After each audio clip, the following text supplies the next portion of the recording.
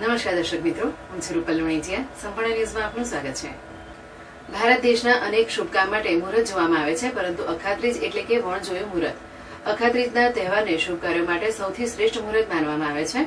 બનાસકાંઠાના ડીસામાં પણ આજે ખેડૂતોએ અખાત્રીજના શુભ મુહૂર્ત પ્રસંગે ટ્રેક્ટરને કુમકુમ તિલકથી વધાવી જમીનની પૂજા કરી નવા વર્ષે ખેતીની શુભ શરૂઆત કરી છે. વૈશાખ સુદ ત્રીજ અખાત્રીજ એટલે ખેડૂતો માટે ખેતીનું મુહૂર્ત કરવાનો અને ખેત ઓજારોની પૂજા કરવાનો અનેરો ઉત્તમ દિવસ.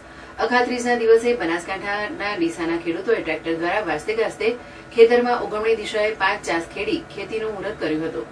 પહેલા ખેડૂતો હળ બળદથી ખેતી કરતા હતા, ત્યારે બળદને શણગારી હળ બળદ જોડીને બળદની પૂજા કરવામાં આવતી હતી.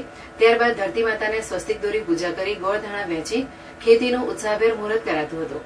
પરંતુ ખેતીની પદ્ધતિ પણ આધુનિક બનતા હળ બળદના બદલે ટ્રેક્ટરો દ્વારા ખેડૂતોએ ખેતીનું મુહૂર્ત કર્યું હતું. બહેનોએ ધરતી માતાની પૂજા કરી બનાસકાંઠા જિલ્લામાં સૌભાગ્યવતી સ્ત્રીઓ દ્વારા ખેડૂતોને ચાલના કર્યા હતા. બાદ ધરતી માતાજીની પૂજા કરી હતી. બાદમાં લાલ નાળાછડી બાંધી હળોતરાના સૈત્રો બાંધી ગોળધાણા વહેંચ્યા હતા.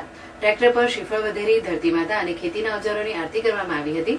આ અંગે ડીસાના રાણપુર ગામના ખેડૂત લક્ષ્મીબેન ઠાકોર અને પ્રધાનજી ઠાકોરે જણાવ્યું હતું કે આવનારું ખેતીનું વર્ષ ખૂબ જ સારું જાય, ખેડૂતો પર કુદરત મહેરબાન રહે તે માટે પ્રાર્થના કરી હતી. ખેડૂતો માટે ખેતીની જમીન ભાગે વાવેતર કરવા આપવા રાખવા માટે પણ અખાત્રીજના દિવસને શુભ માનવામાં આવે છે.